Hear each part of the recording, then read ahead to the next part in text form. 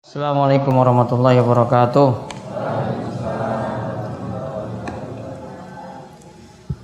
Alhamdulillahirabbil alamin. Hamdan katsiran thayyiban mubarakan fi kama yuhibbu rabbuna wa yardah. Wa asyhadu an la ilaha illallah wahdahu la syarikalah wa asyhadu anna Muhammadan abduhu wa rasuluh. Allahumma shalli ala nabiyyina Muhammad wa ala alihi wa man tabi'ahum bi ihsanin ila yaumiddin. Allahumma inna nas'aluka ilman nafi'a wa rizqan thayyiba wa amalan mutaqabbalah. Alhamdulillah para jamaah, bapak dan ibu-ibu jamaah salat tarawih yang mugi-mugi senantiasa dirahmati dan diberkahi oleh Allah Subhanahu wa taala. Kita bersyukur atas nikmat dan karunia yang telah Allah anugerahkan kepada kita sekalian, sehingga di kesempatan malam hari ini selepas kita melaksanakan sholat tarawih, kita kembali berada dalam majelis yang mugi-mugi senantiasa dirahmati dan diberkahi oleh Allah Subhanahu wa taala. Kita bersyukur dan mudah-mudahan majelis kita ini adalah majelis yang penuh berkah dan mendapatkan limpahan pahala dari Allah Subhanahu wa taala. Allahumma amin. Baik, di kesempatan kali ini kita akan melihat pembahasan saking surat Al-Baqarah 173, yaitu tentang makanan-makanan yang diharamkan. Tentang makanan-makanan yang diharamkan, di mana sebelumnya pada ayat 172 Allah itu berfirman, ya ayyuhalladzina amanu kulu min thayyibati ma razaqnakum washkuru lillahi in kuntum iyyahu ta'budun.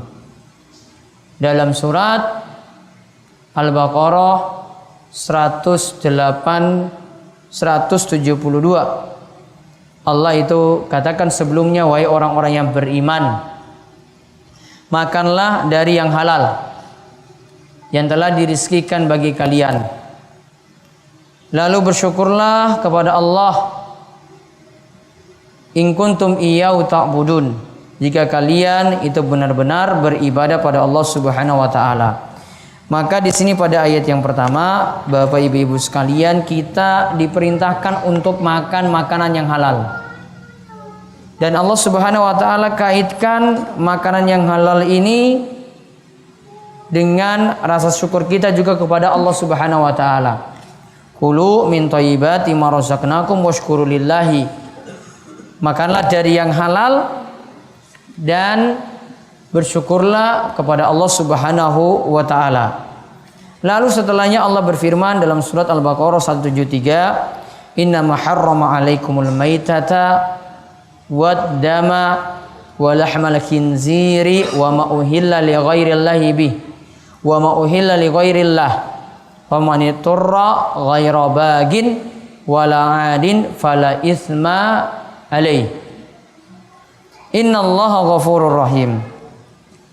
Allah berfirman diawali dengan kata innama, sesungguhnya kami telah mengharamkan bagi kalian maitah, bangkai.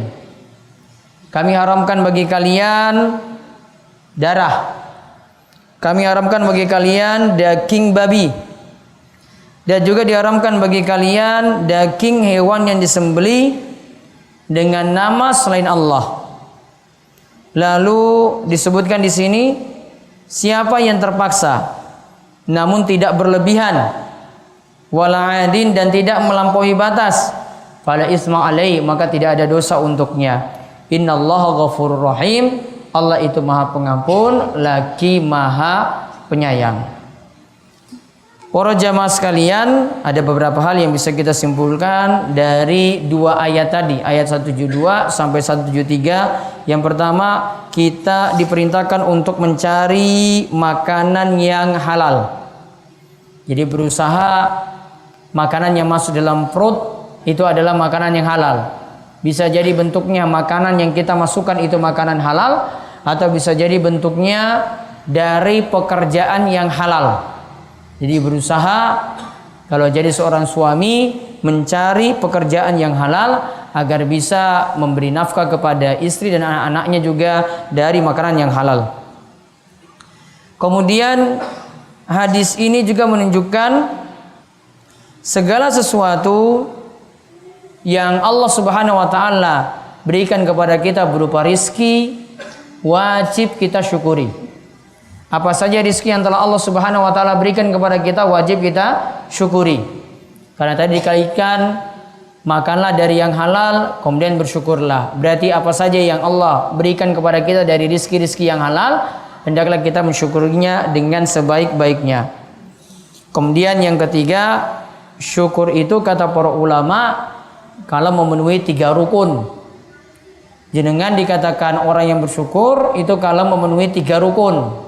Yang pertama, hatinya itu akui nikmat datang dari Allah.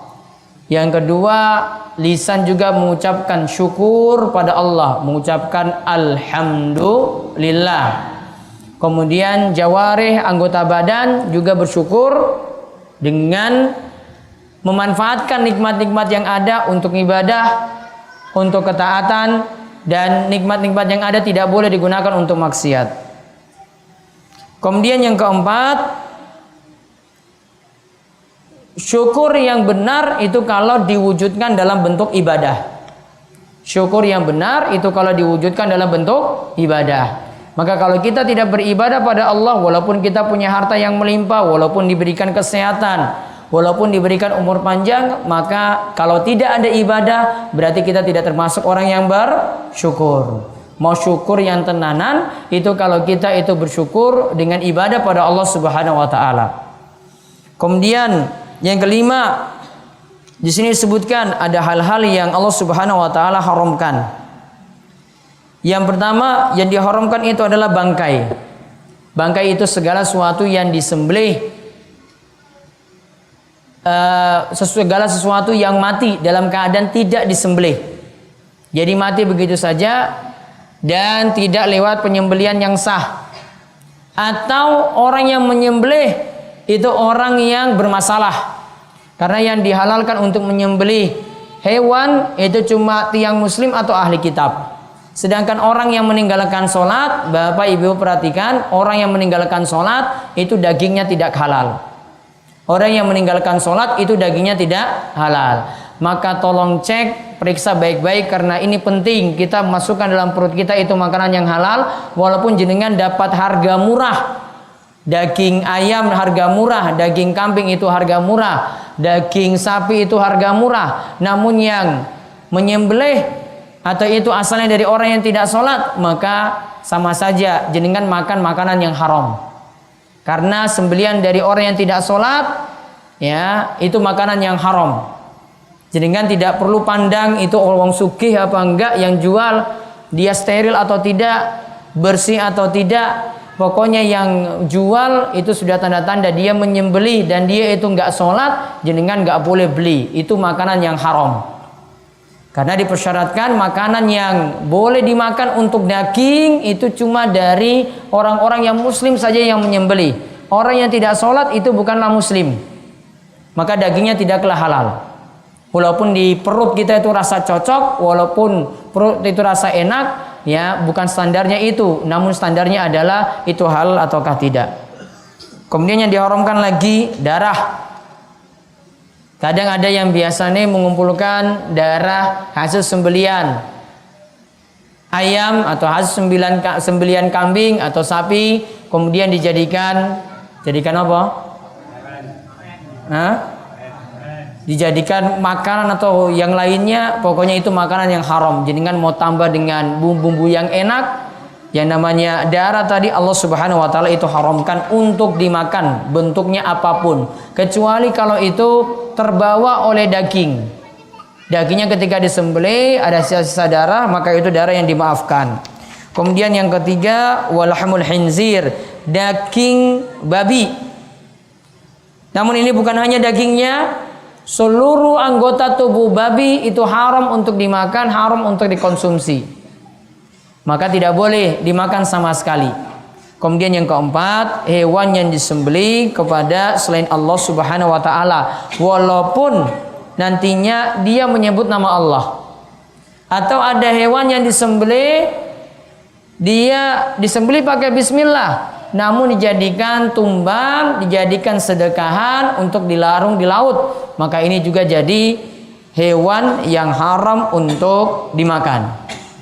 Kemudian setelah itu yang terakhir Allah Subhanahu wa taala katakan bagi orang yang terpaksa makan. Famaniturra, siapa yang dalam keadaan darurat, ghaira bagin. Dia bukan orang yang mau makan yang haram. Ghaira adin wala adin, dan dia juga tidak makan secara berlebihan, artinya cuma sekadarnya saja. Nah, iki wes cukup, saya dalam keadaan darurat akhirnya terpaksa makan bangkai untuk bisa hidup. Maka dua syarat tadi kata Allah Subhanahu wa taala, pokoknya itu bukan karena keinginannya. Bukan karena dia senang makan yang haram. Bukan dia senang makan yang bangkai tadi. Juga bukan dia makan berlebihan. Jadi cuma secukupnya saja supaya dia itu bisa hidup. Maka kata Allah, fala isma alaih. Orang itu tidak ada dosa untuknya karena dalam keadaan darurat. Atau yang disebutkan oleh kaidah para ulama, ad-daruratu tubihul mahdzurat. Keadaan darurat itu membolehkan sesuatu yang diharamkan. Kemudian para ulama juga mengatakan dalam kaidah wad-daruratu tuqaddaru biqadariha. Yang namanya darurat cuma diambil secukupnya saja, tidak boleh berlebihan. Karena dalam ayat dikatakan tadi wala adin, tidak boleh berlebihan sama sekali. Kemudian kita simpulkan juga dalam ayat ini yang berhak putuskan sesuatu itu haram adalah Allah. Allah yang menentukan hukum. Atau dari Nabi Shallallahu Alaihi Wasallam, Nabi yang tentukan hukum. Maka tidak boleh ada yang menghalalkan apa yang Allah haramkan. Sebaliknya, tidak boleh ada yang mengharamkan apa yang telah Allah halalkan. Jadi masalah hukum itu Allah Subhanahu wa taala yang tetapkan sehingga kita manut pada aturan-aturan saking Allah Subhanahu wa taala. Kemudian ayat tadi juga menunjukkan bahwasanya syariat agama kita memberikan rahmat yang luas sekali. Karena kita kalau dalam keadaan susah, akhirnya itu boleh untuk mengkonsumsi yang haram, namun cuma secukupnya karena dalam kondisi darurat. Dan ini menunjukkan bahwasanya Allah Subhanahu wa taala memberikan kita rahmat yang luas. Di samping itu ditutup dengan ayat innallaha ghafurur rahim, sesungguhnya Allah itu Maha Pengampun lagi Maha Penyayang. Itu saja yang kita itu bahas kesempatan malam hari ini. Mugi-mugi manfaat, mugi-mugi para jamaah sekalian diberikan kesehatan, panjang umur, menjalankan puasa dengan sempurna, dan juga kita berusaha memenuhi rukun, syarat dan sunnah-sunnah puasa sehingga kuat sebulan penuh, sesasi penuh menjalankan ibadah ini dengan sempurna. Demikian, mugi-mugi manfaat. Wabillahi taufiq wal hidayah. Wassalamualaikum warahmatullahi wabarakatuh.